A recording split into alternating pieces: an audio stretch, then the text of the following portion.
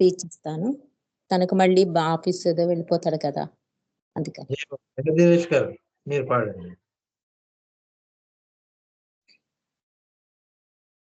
దినేష్ నువ్వు పాడేసే తర్వాత బాబా సబ్జెక్ట్ విందాం. జై బాబా. జై బాబా. జై బాబా. అవతార్ మెహర్ బాబా की जय.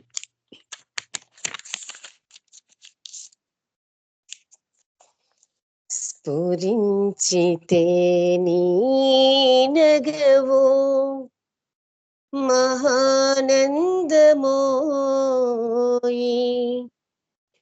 మనోహరాని తలపు మహాభాగ్యమోయి స్ఫురించితే నీ నగవు మహానందమోయి మనోహరాని తలపు మహాభాగ్యమోయి స్ఫురించితే నీ నగవు ఎదురు చూసాను ఎన్నాళ్ళు ఎదను తలచాను ఎన్నేళ్ళు ఎదురు చూసాను ఎన్నాళ్ళు ఎదను తలచాను ఎన్నేళ్ళు తలపులో మెదిలిన తొలి రూపం చూడగలిగాను ఈనాడు తలపులో మెదిలిన తొలి రూపం చూడగలిగాను ఈనాడు స్ఫురించితే నీ నగవు మహానందమోయి మనోహరాని తలపు మహాభాగ్యమోయి స్ఫురించితే నీ నగవు ప్రియతమా నిన్ను చూసాక ప్రేమతో నిన్ను పిలిచాక ప్రియతమా నిన్ను చూసాక ప్రేమతో నిన్ను పిలిచాక క్షణము నిన్ను వీడి మనలేని గమ్యమయ్యింది జీవనము క్షణము నిన్ను వీడి మనలేని గమ్యమైంది జీవనము స్ఫురించితే నీ నగవు మహానందమోయి మనోహరాని తలపు మహాభాగ్యమోయి స్ఫురించితే నీ నగవు కనుల నిలిచింది నీ రూపం కలలు పండింది ఆ రూపం కనుల నిలిచింది నీ రూపం కలలు పండింది ఆ రూపం నేనుగా ఇంక మనలేను కలసిపో నిమ్ము నీలోని నేనుగా మనలేను కలసిపో నిమ్ము నీలోనే స్ఫురించితే నీ నగవు మహానందమోయి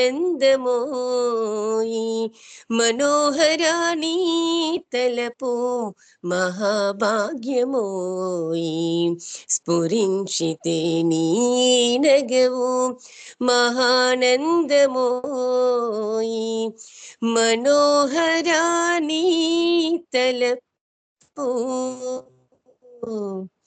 మహాభాగ్యమోయి అవతార్ మెహర్ బాబా की जय. జై బాబా అంకుల్. Thank you. అందరికీ జై బాబా. జై బాబా దినేష్, చాలా చక్కటి పాటలు వినిపించారు, మీకు ధన్యవాదాలు. ఇప్పుడు మెహరజన్ గారి ప్రసంగం ఉంటుంది. తర్వాత ప్రసంగం అయిన తర్వాత నాగమణి గారు, మాలతి గారు, ఉమారాణి గారు, పుష్పలత గారు సిద్ధంగా ఉన్నారు. జై బాబా. జై బాబా అండి పన్నగేశ్వరరావు గారు. అందరికీ జై బాబా. ముందుగా ఈ అవకాశం ఇచ్చిన ప్రభువుకి ధన్యవాదాలు తెలియజేసుకుంటూ, మనం లాస్ట్ వీక్ మెహరాబాద్ గురించి తలుచుకున్నాం ఒకసారి. ఎందుకంటే ఇంకా అమరతిథి దగ్గర అవుతున్న సందర్భంగా మన హృదయాలన్నీ ఎదురు చూస్తూ ఉంటాయి. ఎప్పుడు ఆ ప్రయాణం వస్తుందా, ప్రభుని ఎప్పుడు దర్శించుకుందామా అనే తపనతో మనం ఉంటాం గనక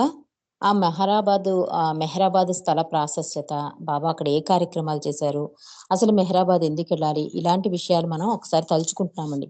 కిందటిసారి మనం ఏం తలుచుకున్నామంటే అమరతిథి అంటే ఏంటో తెలుసుకున్నాం. అమరతిథి అంటే యుగానికి ఒకసారి తన సృష్టిపై గల అవ్యాజమైన ప్రేమ వల్ల మానవ రూపం ధరించి మన మధ్యకు వచ్చే సనాతనుడైన అవతారుడు తన విశ్వ కార్యాన్ని ముగించుకుని ఆ కార్యం కోసం ఉపయోగించిన మానవ దేహాన్ని వదిలి వెళ్ళిన రోజే అమరతిథి అని తెలుసుకున్నాం.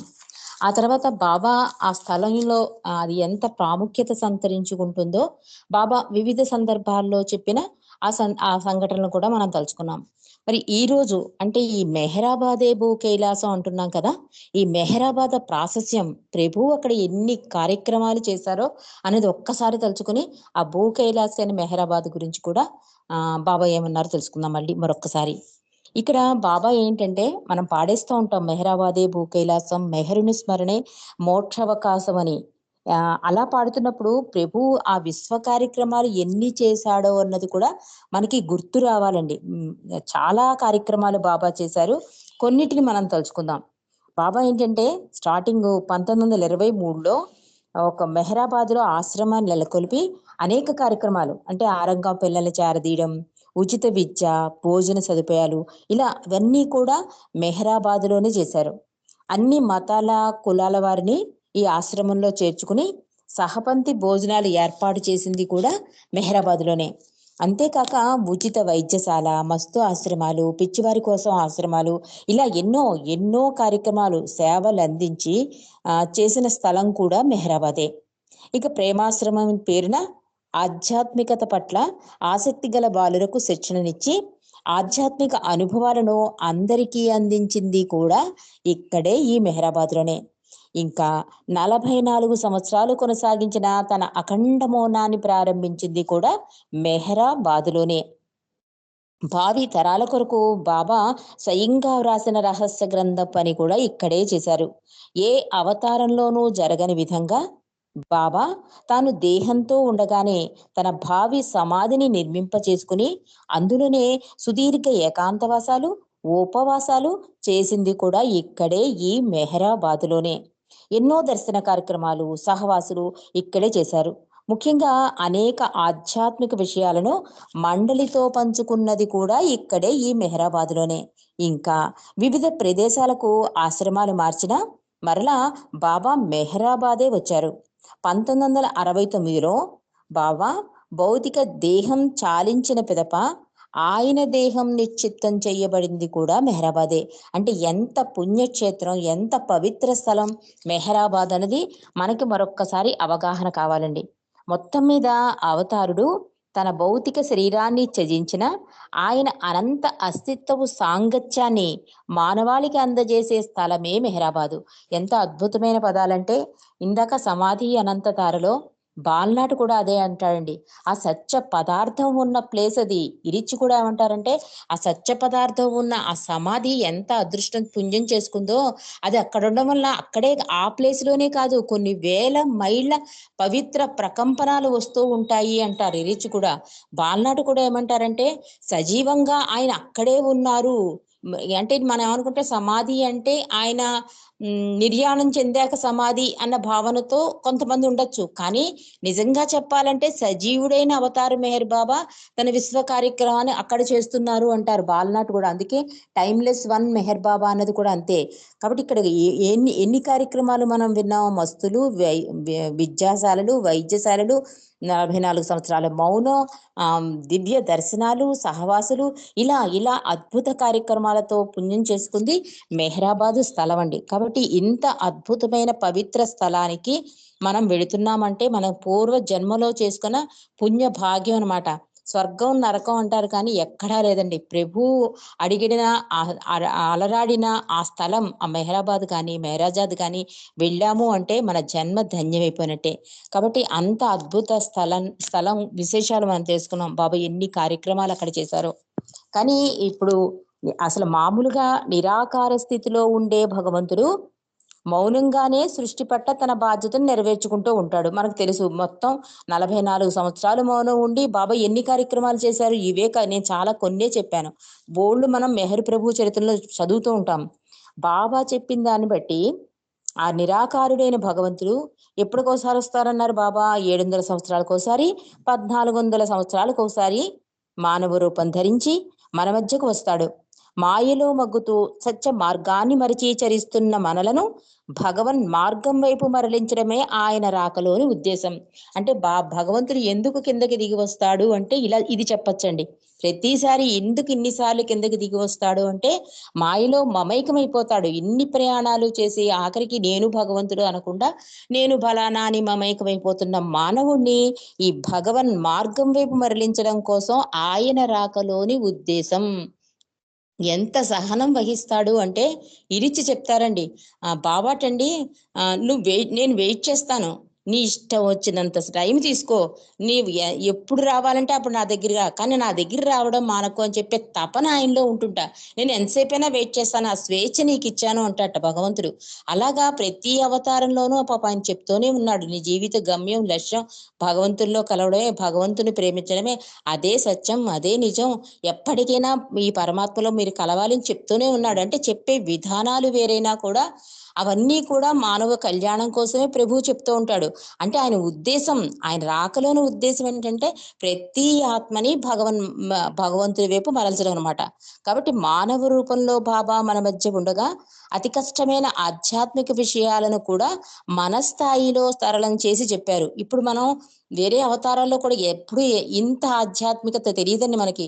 ఏదో ఒక కర్మకాండ కింద చేసుకుంటూ పోయాం తప్ప భగవంతుడంటే వీడి, మనం కూడా భగవంతుడమే, మనం ఎక్కడి నుంచి వచ్చాం, మనం ఎక్కడికి వెళ్ళాలి, మన జీవిత లక్ష్యం ఏంటి, మన జీవిత గమ్యం ఏంటి, ఈ జన్మ వేస్ట్ చేసుకుంటే ఎంత నష్టపోతాం, మళ్ళీ జన్మకి ఎందుకు మనం మళ్ళీ జన్మలు ఎత్తుతున్నాం, ఇవన్నీ ఇలాంటి ఆధ్యాత్మిక విషయాలన్నీ కూడా ఈ అవతారంలో బాబా చాలా సరళం చేసేసారు.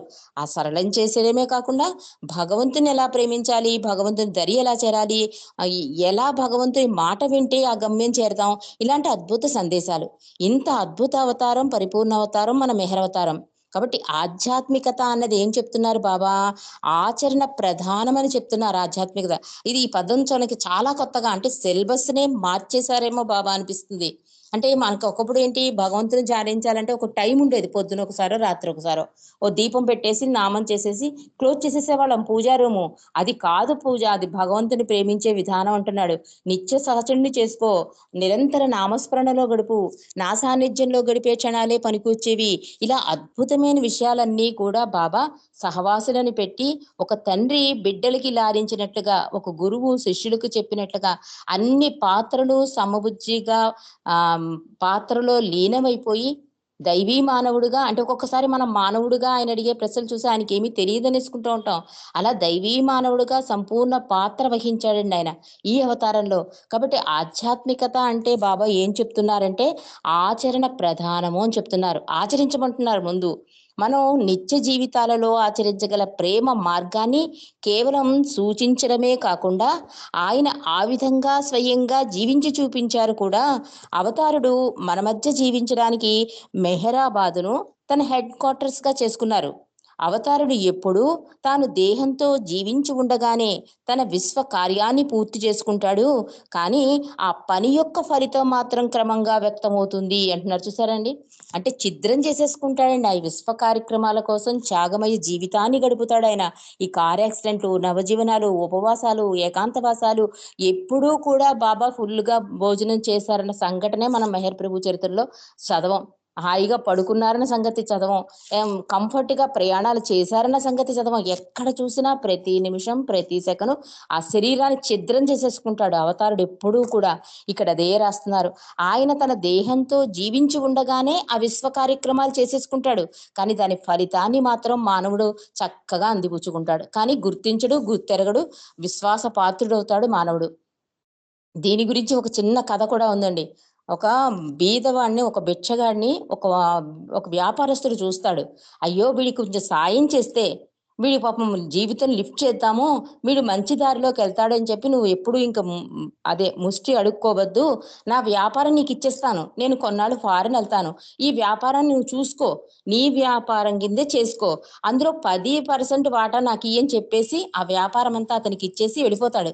బిచ్చగాడు ఫస్ట్ అబ్బాయి ఎంత లక్కీ అదృష్టం నాకు అని చెప్పి ఆ వ్యాపారం అంతా తీసేసుకుంటాడు. వాడు పట్టుకున్న వేళ ఏంటో కానీ చాలా వృద్ధిలోకి, అంటే వ్యాపారుడు పెంచిన అభివృద్ధి కన్నా ఇంకా ఎక్కువ స్థాయిలో ఆ వ్యాపారాన్ని పెంచేసుకుంటాడు.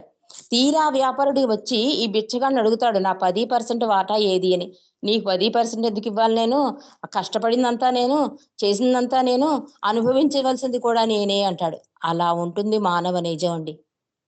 సేమ్ బిచ్చగాడి పాత్ర మన మానవులందరం కూడా విశ్వాసఘాతకులం. అస్సలు కృతజ్ఞత అన్నదే చూపించాం.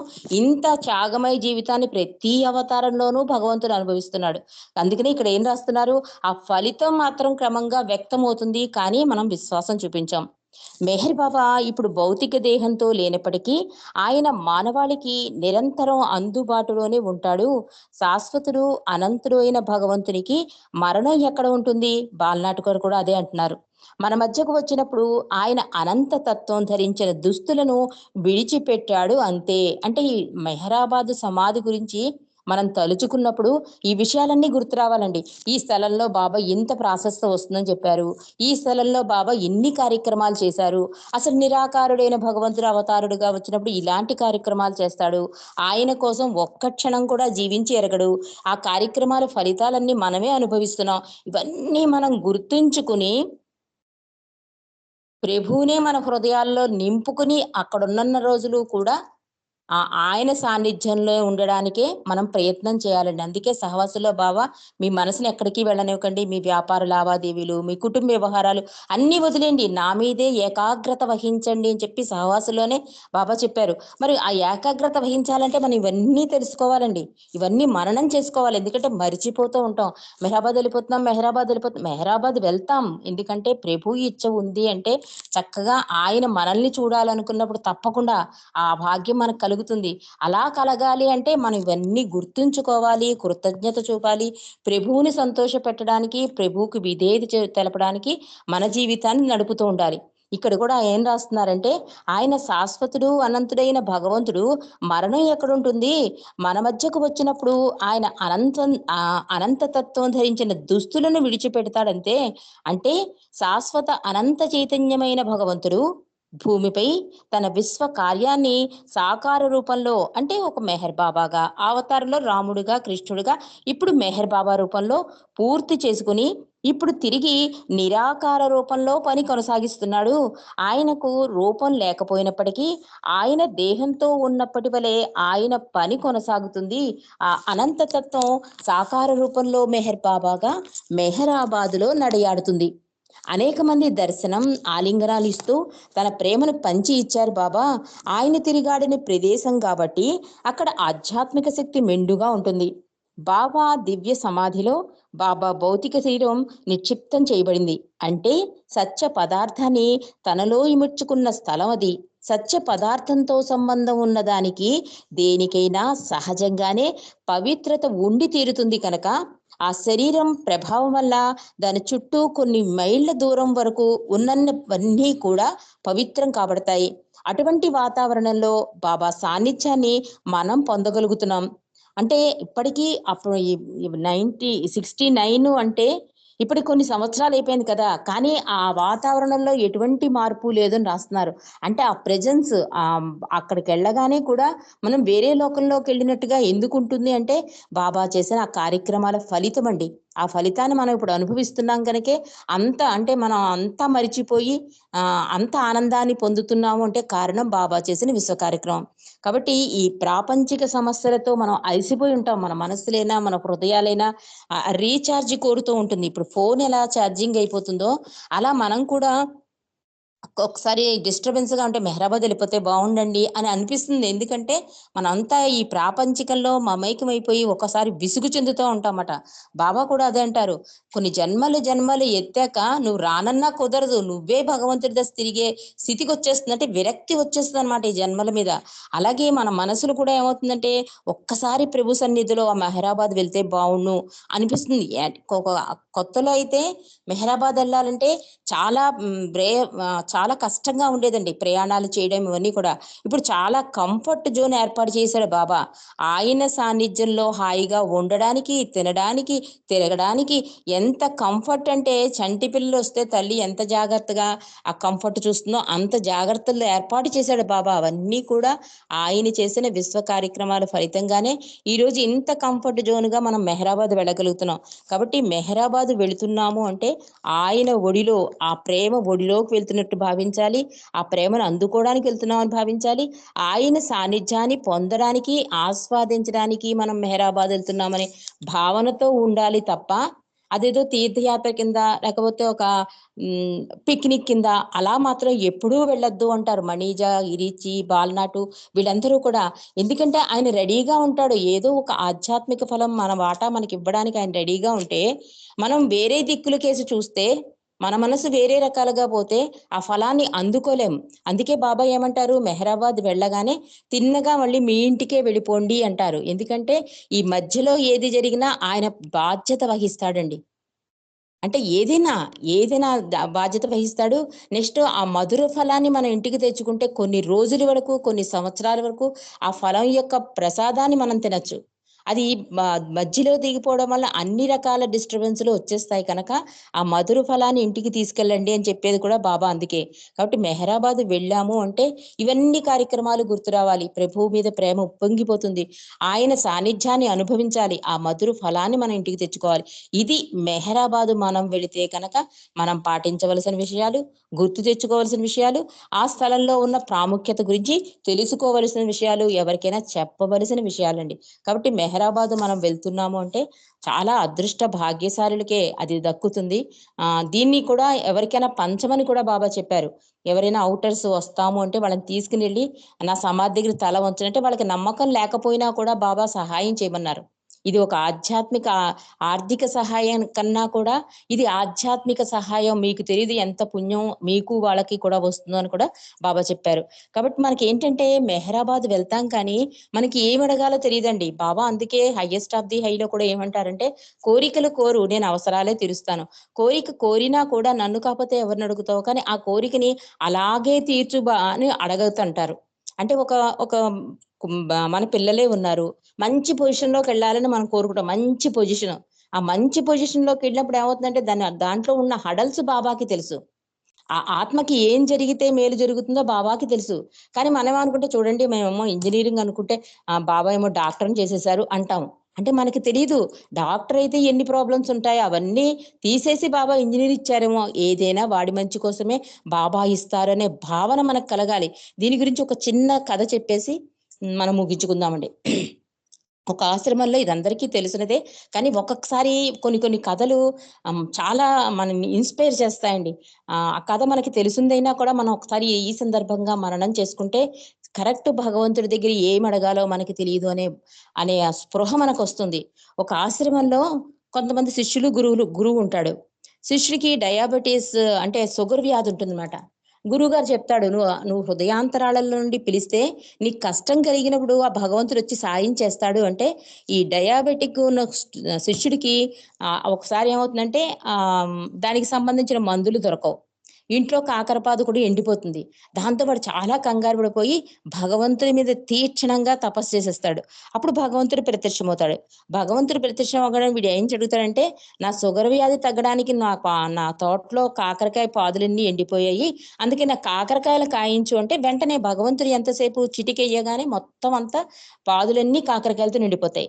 చాలా సంతోషపడిపోయి గురువుగారి దగ్గరికెళ్ళి చెప్తాడు. "గురువుగారు నాకిలా భగవంతుడు ప్రత్యక్షమయ్యాడు. నేనిలా అడిగాను" అంటే గురువు తల పట్టుకుంటాడు. "అయ్యో! నువ్వు అడగవలసింది కాకరకాయలను కాదురా! వ్యాధే లేకుండా అడిగుంటే బాగుండేది కదా!" అంటాడు గురువు. మధుమేహ వ్యాధిని నయం చేయమని కోరుకుంటే వ్యాధే లేకుండా పోయేది కదా! అప్పుడిక కాకరకాయలతో నీకు పనేముంటుంది అని చెప్పగానే పాపం తన అజ్ఞానానికి శిష్యుడు కూడా చాలా బాధపడతాడు. బాబా ఏమంటున్నారంటే, "నేను వచ్చింది మీలోని అనంత తత్వాన్ని, అమరత్వాన్ని మేలుకొల్పడానికి" అని చెప్తున్నారు బాబా. దానికోసమే అందరిలో తన దివ్య ప్రేమ అనే బీజాన్ని నాటుతున్నాను అన్నారు. అదే ఆయన విశ్వ కార్యక్రమం. అంతేగాని మన కొడుకుల్ని ఉద్యోగంలో చేర్పించడం, మన అమ్మాయిలకి మంచి సంబంధాలు చూడడం ఇది కాదండి బాబా పని. బాబా చేసేదేంటంటే ప్రతి ఆత్మకి కళ్యాణం జరగాలి. వాడు గమ్యం వైపు చేరాలి, భగవంతుని దశ తిరగాలి. దీనికోసమే ఆయన కిందకి దిగి వస్తూ ఉంటాడు. కాబట్టి ప్రభువుని ఏమడగాలో మనకి తెలియదు కనుక బాబాయే సమాధికి వెళ్ళేటప్పుడు 2 విషయాలు గుర్తు పెట్టుకో అని కూడా బాబా చెప్పారు. ఏం చెప్పారు?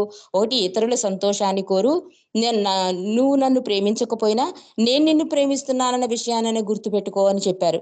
కాబట్టి ఆఖరిగా బాబా ఇచ్చిన సందేశం ఏంటంటే, నన్ను పూజించవద్దు, ప్రేమించండి అన్నారు. ఎందుకంటే సరైన అవగాహనతో చేయకపోతే కూడా పూజలు అజ్ఞానాన్ని పెంచుతాయి, కానీ ప్రేమ త్యాగాన్ని పెంచి జ్ఞానం అనే వెలుగు వైపు నడుస్తుంటండి. మనం వాళ్ళు చేశారు కదా, వీళ్ళు చేశారు కదా అని మనం చేసేస్తూ ఉంటాం. దానివల్ల ఏ ఫలితం ఉండదు. అజ్ఞానంలో ఇంకా కర్మ సంస్కారాల బంధాల్లో ఇంకా చిక్కుకుపోతాం. అందువల్ల ప్రేమ ఏమవుతుంది? భగవంతుడి మీద ప్రేమైనా అందరిలోనైనా ప్రేమను చూస్తే కనుక ఈ ప్రేమ అవుతుంది త్యాగాన్ని పెంచి జ్ఞానం అనే వెలుగు నడిపిస్తుంది అంటున్నారు. అంటే బాహ్య ఆడంబరాలు, కర్మకాండలతో మనను బంధించుకోకుండా బాబా ఏం చెప్తున్నారు? ప్రేమించే ప్రయత్నం చేయమని అంటున్నారు. అంటే ఈ ఆడంబర కర్మకాండలతో అహాన్ని పెంచుకోవడానికి బదులు మనలోని అహం లేకుండా చేయమని, ప్రేమతో బాబాని కోరుకోమని బాబా చెప్తున్నారు. కాబట్టి ఈ అమరతిథి సందర్భంగా ఒక చిన్నది ఇక్కడ రాశారండి, అది ఒక్కసారి చదువుతాను. అందరికీ అమరత్వాన్ని ప్రసాదించడానికే అవతార్ మెహర్ బాబా వేచి ఉన్నారు. అల్ప మనస్సుతో, అల్ప బుద్ధితో, అల్పమైన కోరికలను కోరవద్దు. అనన్యమైన వాంఛారహిత స్థితినే కోరుకోవాలి మనమందరం. అవతార్ మెహర్ బాబాకి జై. జై బాబా అండి. పన్నకేశ్వర గారు. జైవండి. రజీ గారు జై మౌనం గురించి చెప్పారు కదా, నెక్స్ట్ వచ్చే 25 సంవత్సరాలకి 100 years మౌనం అవుతుందండి. ఇది బాబా అవును. ప్రేమికులు అందరూ దానికి అటెండ్ కావాలి, మిస్ కాకుండా మనం అందరం అని మన మనవి. 100 years మౌనం. జై బాబా. జై బాబా. చూడండి,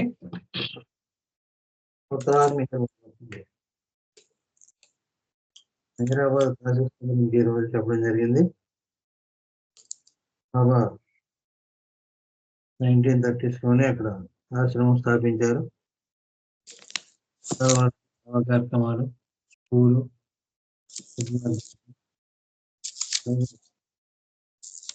రోగులకు కూడా ఆశ్రమం పెట్టారు.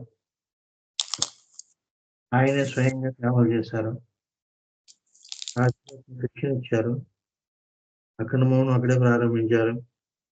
ఏకాంతవాసాలు, ఉపవాసాలు అన్ని చేశారు. ఇవన్నీ చెప్పుకుంటూ మెహరాబాద్ పుణ్యస్థలం, అది నిరాకార నిర్గుణ స్థితిలో ఉండేటువంటి భగవంతుడు. ఆయన 700 నుంచి 14 సంవత్సరాల దాకా ఒకసారి వస్తారని, ఆయన వచ్చినప్పుడు మనకు చేసేటువంటి ఆధ్యాత్మిక సహాయం ఏదైతే ఉందో అది చాలా అపురూపమైంది. ఆయన ఇచ్చే సహాయం గురించి మనం ఆలోచించాం. మనం భౌతిక ప్రపంచంలో ఉంటాం కాబట్టి ఈ భౌతికమైన విషయాల మీదే మనం దృష్టిని కేంద్రీకరిస్తాం కాబట్టి ఆ సహాయమే మనకు కావాలని చెప్పి కోరుకుంటాం తప్ప, మనకి ఏది కావాలో మన ఆత్మ పురోగమనం కావాలి అనే విషయం కూడా మనకి తెలియదు. ఆ విషయం తెలిస్తే కదా దాని గురించి మనం అడిగేది. ఆ విషయమే తెలియదు మనకి. అందుకని అది కూడా ఆయనే చెప్తాడు, బాబు మీకు ఇది కాదురా కావాల్సింది, ఇది కావాలి అని. ఆ కథలో చెప్పినట్టుగా ఏదో రోగం నయం చేయమని అడిగితే అయిపోతుంది కదా. డయాబెటీస్ వాళ్ళు కాకరకాయ కావాలని అడగడానికి, అలాగే అజ్ఞానంతో మనం కూడా ఉంటామని చెప్తూ, ముఖ్యంగా ఏంటంటే మనం అక్కడికి వెళ్ళినప్పుడు ధ్యాసే ఆయన మీద పెట్టుకోవాలి. మన శ్వాసే ధ్యాస కావాలి. సరే ఆయన ఇచ్చేదేదో ఆయన ఇస్తాడు. ఆయన అది ఏమి ఇచ్చినా కూడా స్వీకరించడానికి సంసిద్ధంగా ఉండాలి. మనకి ఎప్పుడు కూడా మేలే జరుగుతుంది అని కూడా అనుకోవద్దు. మన సంస్కారాలను బట్టి, మన సంస్కారాలు తీసేయడం కోసమే ఆయన మనకు కష్టాలు ఇస్తాడు. కష్టాలు ఇచ్చినా సరే మన కోరిక భౌతిక పరంగా తీరకపోవచ్చు, కష్టాలు రావచ్చు. ఆ కష్టాలు కూడా ఎందుకు వస్తున్నాయి అంటే మన సంస్కారాలను ఖర్చు పెట్టుకోవడం కోసమే. అది కూడా ఆధ్యాత్మిక పురోగమనం కాదు. మనం అనుకున్న కోరికలు తీరిస్తే మనం ఏదో ముందుకెళ్ళిపోతాం లేదు. మనకు అనుకున్న కోరికలు తీరినా తీరకపోయినా కూడా ఆయన కొంగని దృఢంగా పట్టుకున్నట్లయితే తప్పకుండా ఆయన సహాయం మనకు లభిస్తుంది. ఇక అది ఆధ్యాత్మిక సహాయం. అది అది గుహ్యంగా ఉంటుంది, పైకి తెలియదు మనకి. ఇలా చేశారు ఏమిటి బాబా అన్నట్టుగా ఉండొచ్చు, కానీ అలాగే చేస్తారు. ఎందుకు చేస్తారంటే మన పరిస్థితిని బట్టి అలాగే చేయాలి, మనకు ఉండేటువంటి సంస్కారాలను బట్టి అలాగే చేయాలి, కాబట్టి అలాగే చేస్తాడు ఆయన. ఆ విషయాన్ని మనం గుర్తుపెట్టుకోవాలి. అది మనం విస్మరించకుండా మెహరాబాద్ వెళ్ళినప్పుడు ఆ స్థల ప్రాశస్త్యం సరే ఓకే, కానీ మనం చేయవలసిన పని ఏమిటి అంటే ఇతరులకు సహాయం చేయడం, నిస్వార్థ సేవ చేయడం, చేసిన సేవ మర్చిపోవడం, ఇవన్నీ చేసుకుంటూ ఉంటే ఆ దారికి వెళ్తాం. దానికి సహకరిస్తాడు ఆయన, తప్పకుండా సహకరిస్తాడు. దానికి మీరు ఏ విధమైనటువంటి లోటు ఉండదు. ఆ సహాయం అందివ్వడంలో ఆయన ఎంత మాత్రం ఏ లోటు చేయడం మనకి తప్పకుండా ఆ సహాయాన్ని అందిస్తాడు. కానీ త్రికరణ శుద్ధిగా ఈ ప్రపంచాన్ని మర్చిపోయి మనం గురువు స్థానాన్ని ఆ సమాధి మీద ఉంచినప్పుడు తప్పకుండా ఆయన సహాయం మనకు లభిస్తుంది. ఎలాంటి వాళ్ళైనా సరే, వాళ్ళు కొత్త వాళ్ళు కావచ్చు, మామ వాళ్ళు ఉండొచ్చు ఉండకపోవచ్చు, అది వేరే సంగతి. వాళ్ళకి లభించేటువంటి ఆ పాత్రను బట్టి వాళ్ళ ఏది కావాలో వాళ్ళకి ఆయనకే తెలుసు, కాబట్టి ఆయన సహాయం తప్పకుండా అందిస్తాడు. ఆ సహాయాన్ని మనందరూ కూడా రాబోయే 31st వెళ్తున్నాం కాబట్టి ఇవన్నీ దృష్టిలో పెట్టుకోమని ఇండైరెక్ట్ గానే చెప్తున్నారు ఆవిడ. ఇవన్నీ దృష్టిలో పెట్టుకుని మనం హైదరాబాద్ వెళ్ళాలి తప్ప ఏదో తీర్థయాత్రకు వెళ్ళినట్టుగా కాకుండా ఈ విషయాలని కూడా ఎప్పటికప్పుడు మనకి తెలుసున్నవే కూడా మళ్ళీ మనం పునశ్చరణ చేసుకోవడం వల్ల నష్టం లేదు. మళ్ళీ గుర్తుండాలి ఆ టైంకి మనకి సరిగ్గా ఆ టైంకి ఏదో గుర్తొస్తుంది. ఆ సమాధిలో వెళ్ళేసరికి ఈ భౌతిక విషయాలు గుర్తొస్తాయి. అవన్నీ అడగడం కాదు, కేవలం నాకేమిస్తావో నాకు అనవసరం, నేను నీకు మొక్కుతున్నాను, నీకేమిస్తావో నీకు తెలుసు కదా, నాకేమో నీకు తెలుసు, నేను అనుకోవాల్సిన అవసరం అనే ధ్యాసతోటి ఆ సమాధిని నిరాడంబరత్వంగా మనం దర్శించుకుని రావాల్సిన అవసరం ఉంటుంది. జయ బాబా అండి. ఇప్పుడు మళ్ళీ సంకీర్తన కార్యక్రమంలో నాగమణి గారు, తర్వాత మాలతి గారు సిద్ధంగా ఉండాలి. జయ బాబా. జై బాబా అండి. అవతార్ మెహర్ బాబా కి జై. అందరికీ జై బాబా అండి. అందుకోని మెహరుని కొంగుని అందుకొని నీతోనే బ్రతుకు సాగని, అందుకోని మెహరుని కొంగుని అందుకొని నీతోనే బ్రతుకు సాగని, అందుకోని అవతారుడవని నమ్మితిమయ్యా, ఆనందముతో కొలిచెదమయ్యా. అవతారుడవని నమ్మితిమయ్యా, ఆనందముతో కొలిచెదమయ్యా. మనసున నిన్నే నిలిపితిమయ్యా, మనసున నిన్నే నిలిపితిమయ్యా. మా అంతరంగాన కొలువుండవయ్యా. అందుకోని మెహరుని కొంగుని అందుకొని నీతోని బ్రతుకు సాగని, అందుకోని సేవా త్యాగము చేయగలేము, స్వార్థము అహము విడువగలేము. సేవా త్యాగము చేయగలేము, స్వార్థము అహము విడువగలేము.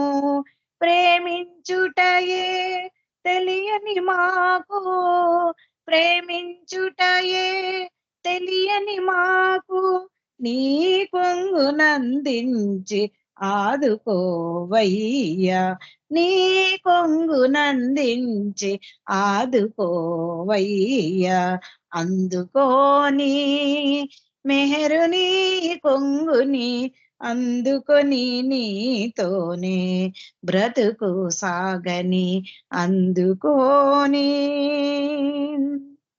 నిశ్చల భక్తితో నిన్ను కొలిచేలా, నిర్మల ప్రేమతో నిన్ను సేవించేలా.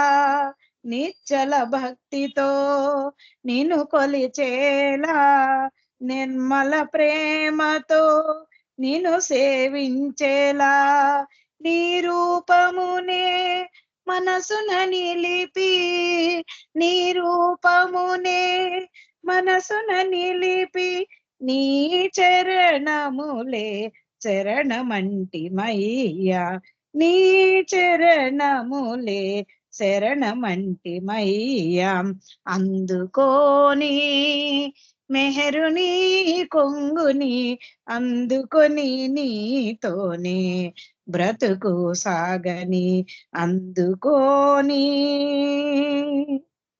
మెహరాబాదున నిన్ను దర్శించి నీ ప్రేమని మాతో కొనిపోయేలా మెహరాబాదున నిన్ను దర్శించి నీ ప్రేమని మాతో కొనిపోయేలా దీవించు మమ్ముని బిడ్డలమయ్యా దీవించు మమ్ముని బిడ్డలమయ్యా నీ కొంగునందించి అభయమీయవయ్యా నీ కొంగునందించి అభయమీయవయ్యా అందుకోని మెహరుని కొంగుని అందుకొని నీతోనే బ్రతుకు సాగని అందుకోని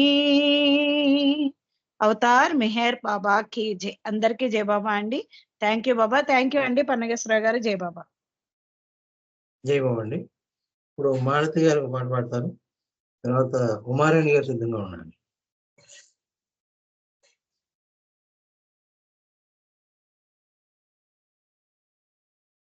जय बाबा अवतार मेहर बाबा की जय।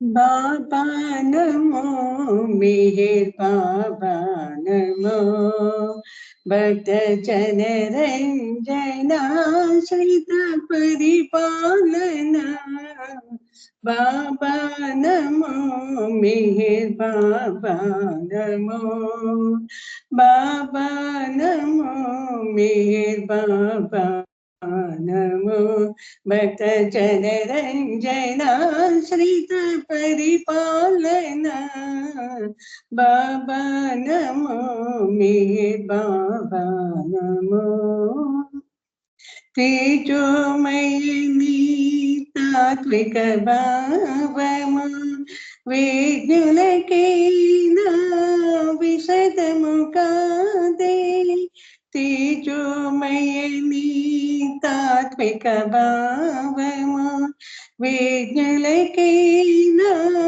विशदमुकादे ई पुरुषोत्तम दिव्य सनातन ई पुरुषोत्तम दिव्य सनातन देवीं ममुनि सेवकुगा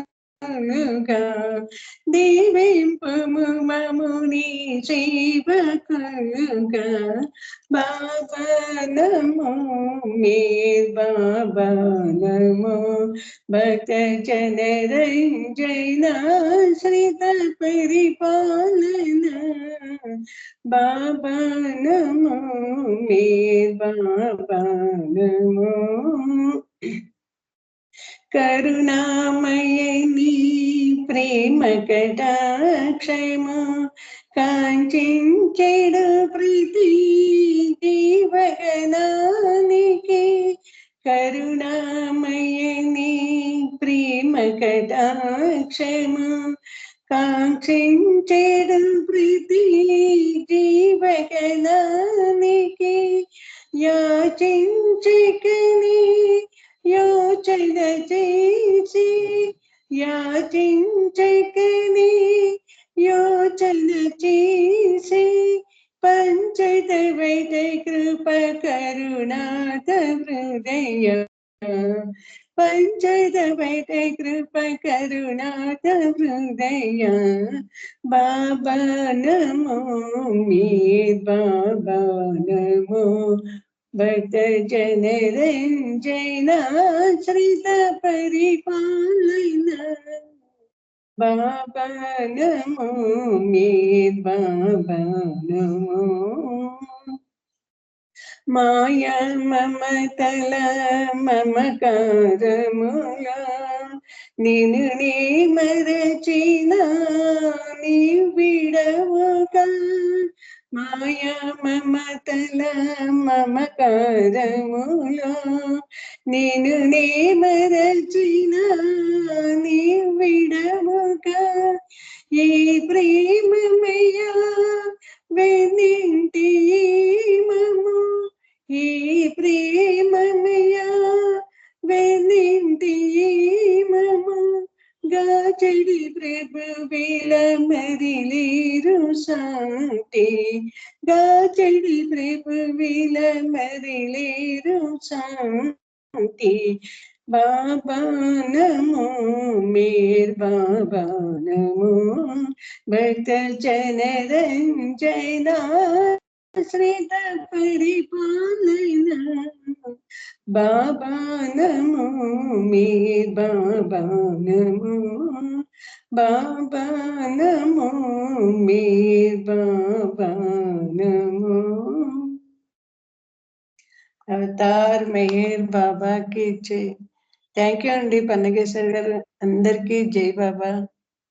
జై బాబా అండి. ఇప్పుడు కుమారాణి గారు ఒక పాట పాడతారు. తర్వాత విజయలక్ష్మి గారు సిద్ధంగా ఉండాలి. అవతార్ మెహర్ బాబా కీ జై. సదా నీదు ప్రేమ అదే మాకు ధీమా, ప్రేమే ఖజానా మాకు, ప్రేమే బయానా నీకు ఓ మౌన ధామా. సదా నీదు ప్రేమ అదే మాకు ధీమా, ప్రేమే ఖజానా మాకు, ప్రేమే బయానా నీకు ఓ మౌన ధామా. సదా నీదు ప్రేమ అదే మాకు ధీమా, అదే మాకు ధీమా. గ్రహిస్తే నిదానంగా ఈనాటి నీవు, స్మరిస్తే విరామంగా ఆనాటి నీవు. గ్రహిస్తే నిదానంగా ఈనాటి నీవు, స్మరిస్తే విరామంగా ఆనాటి నీవు. పరాత్పర పావన చరిత ఏ నాటితో ఈ నాటిని నా ప్రియతమ ప్రేమిక బంధం ప్రేమావతారా. సదా నీదు ప్రేమ అదే మాకు ధీమా, అదే మాకు ధీమా. నిరాకార సాకార మెహరవతార, మమకారముల నణచి మమ్మేలు కోరా. నిరాకార సాకార మెహరవతార, మమతారముల నణచి మమ్మేలు కోరా. పరాత్పర పావన చరిత రాధా దయా మా మీద బాబా మెహరు దివ్య సనాతన తగున పురాణ. సదా నీదు ప్రేమ అదే మాకు ధీమా, అదే మాకు ధీమా. వేదాలు శాస్త్రాలు వల్లించిన నీ పాదాలు చేరలేము ధ్యానాలు చేసిన. వేదాలు శాస్త్రాలు వల్లించిన నీ పాదాలు చేరలేము ధ్యానాలు చేసిన. పరాత్పర పావన చరిత వేదాంత వేద్య అద్యాంతరహిత మహిలో వెలసిన బాబా మేహరు బాబా. సదా నీదు ప్రేమ అదే మాకు ధీమా, ప్రేమే ఖజానా మాకు, ప్రేమే బయానా నీకో ఓ మౌన ధామా. సదా నీదు ప్రేమ అదే మాకు ధీమా, అదే మాకు ధీమా, అదే మాకు ధీమా, అదే మాకు ధీమా. అవతార్ మెహర్ బాబా की జై. థ్యాంక్ యూ పన్నగేశ్వరరావు గారు, థ్యాంక్ యూ అండి. అందరికి జై బాబా. జై బాబా అండి ఉమారాణి గారు. ఇప్పుడు విజయలక్ష్మి గారు ఒక పాట పాడతారు. తర్వాత సులోచన గారు ప్రార్థనకి సిద్ధంగా ఉన్నారు. జై బాబా. జై బాబా అండి. అవతార్ మెహర్ బాబా की జై. ఉన్నతోన్నతుడను అన్నావు అనంత, నిజమని గ్రహించినాము నేటికి మెహరని తపించినాము. ఉన్నతోన్నతుడను అన్నావు అనంత, నిజమని గ్రహించినాము నేటికి మెహరని తపించినాము. విగ్రహారాధన చేశాము ఇన్నాళ్ళు, ఆగ్రహమైన పోలేదు మాకు. సాధనాలెన్నో చేశాము ఇన్నేళ్ళు, సహనమిసుమంత రాలేదు మాకు.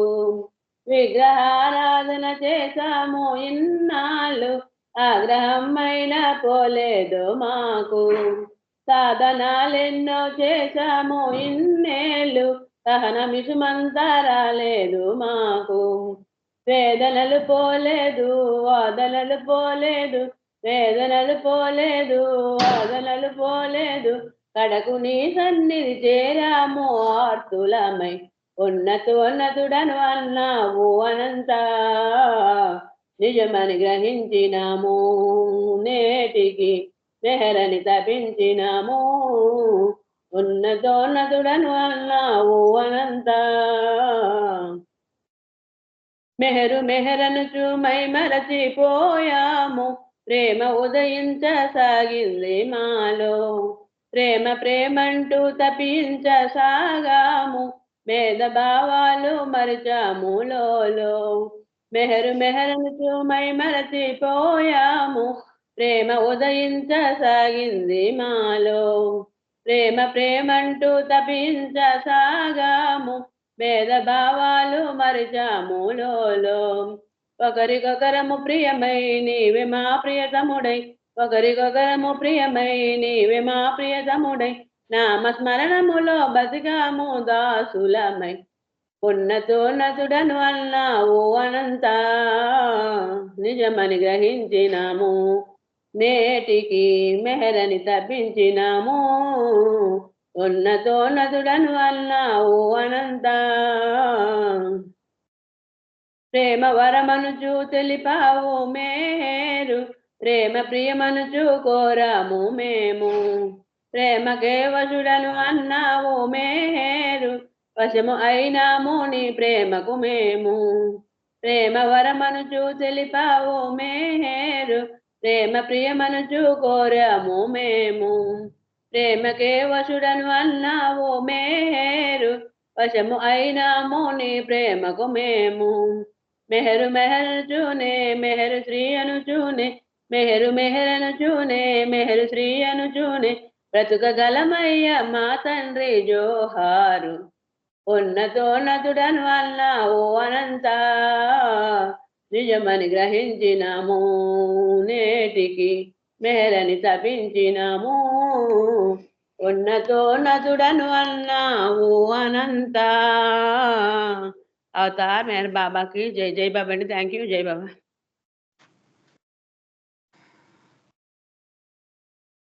జై బాబా. జై బాబా. జై బాబా విజయలక్ష్మి గారు. ఇప్పుడు జై బాబా.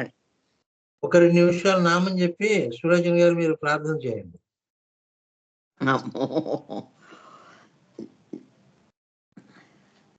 తర్వాత పుష్పలత గారు హారతి సిద్ధంగా ఉండాలి.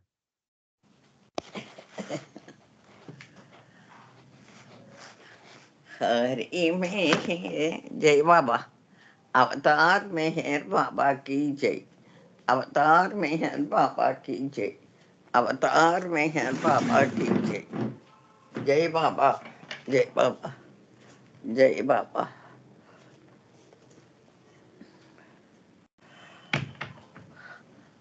हरे मेहर हरे मेहर मेहर मेहर हरे हरे हरे बाबा मेहर बाबा हरे हरे हरे मेहर मेहरु मेहरु हरे हरे हरे बाबा मेहरु बाबा हरे हरे हरे मेहर मेहर हरे हरे हरे बाबा मेहर बाबा हरे हरे हरे मेहर मेहर हरे हरे हरे बाबा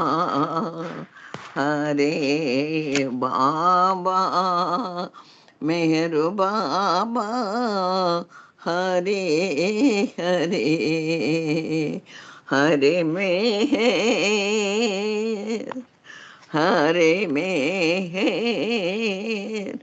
मेहरु मेहरु हरे हरे हरे बाबा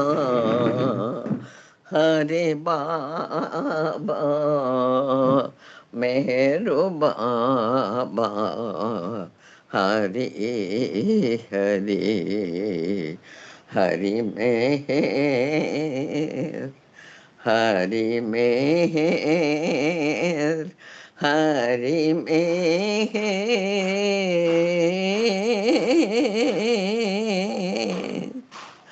అవతార్ మెహర్ బాబా की జై.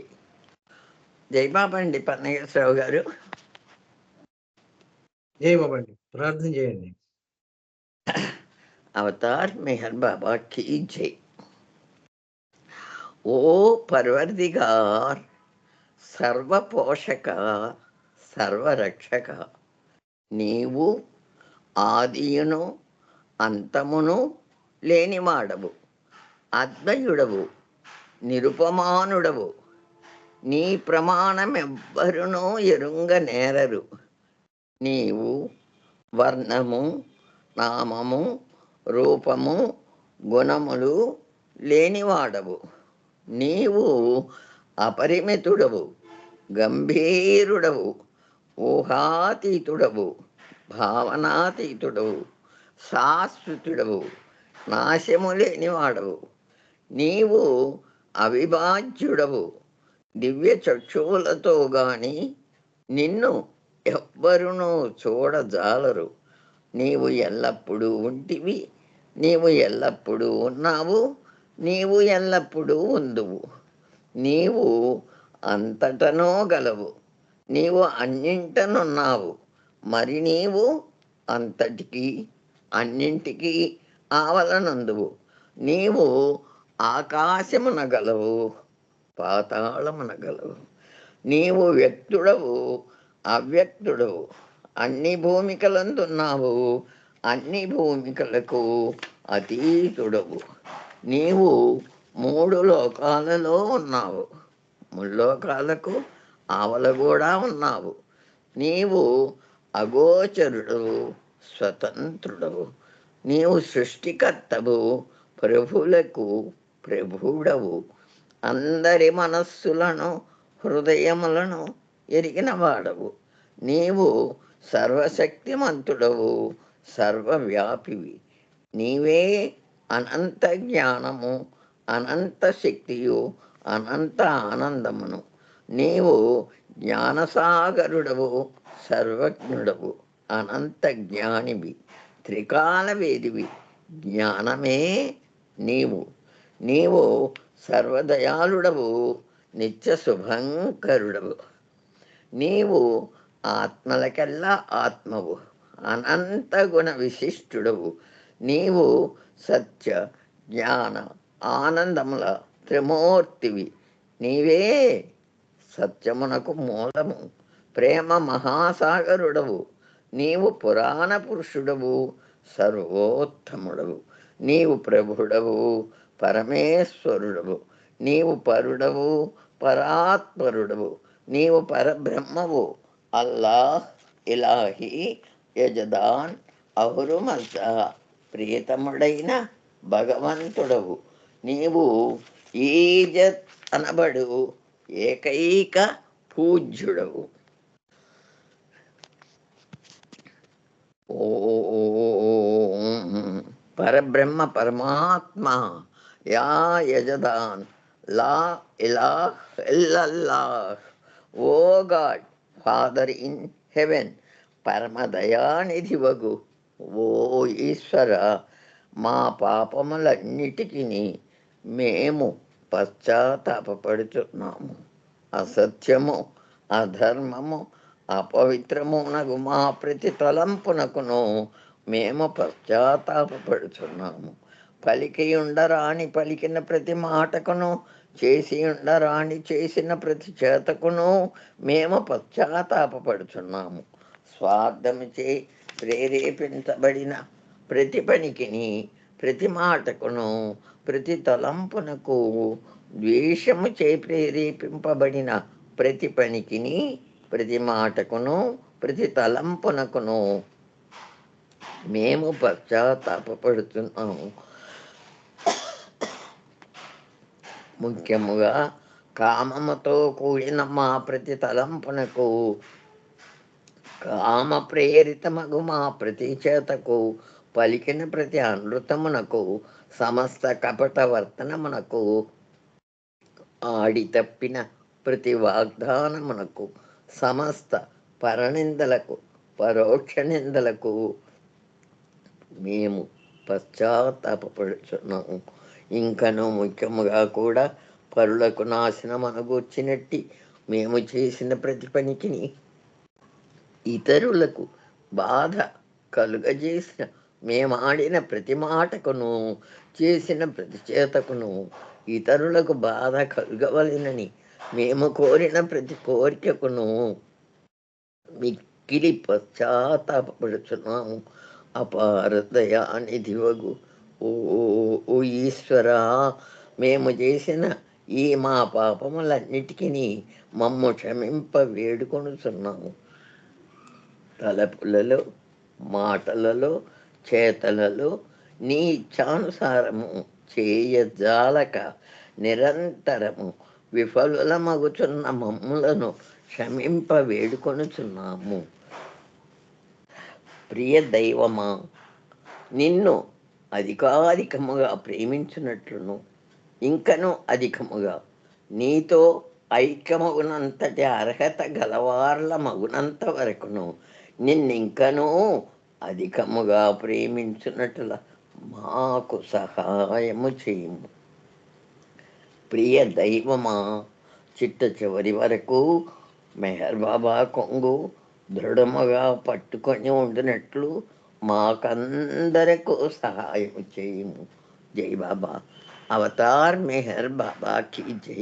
జై బాబా అండి పన్నగేశ్వరరావు గారు. జై బాబా. జై బాబా అండి. థ్యాంక్స్ అండి ప్రార్థన చేసినందుకు. ఇప్పుడు పుష్పలత గారు హారతి పాడే ముందు మన సోదరుడు రామకృష్ణ గారి సోదరి కుమారుడు ప్రార్థన ఇచ్చినందుకు మీరు జై బాబా. మన సోదరులు బి రామకృష్ణ గారు వారి సోదరి కుమారుడు అమెరికాలో ఉంటారు. ఆయన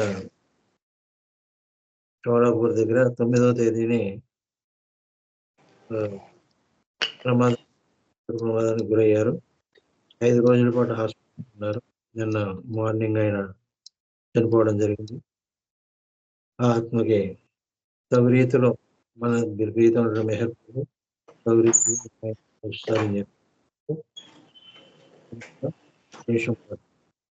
మౌనం ఉందండి. అవతార్ మెహర్ బాబాకి జై.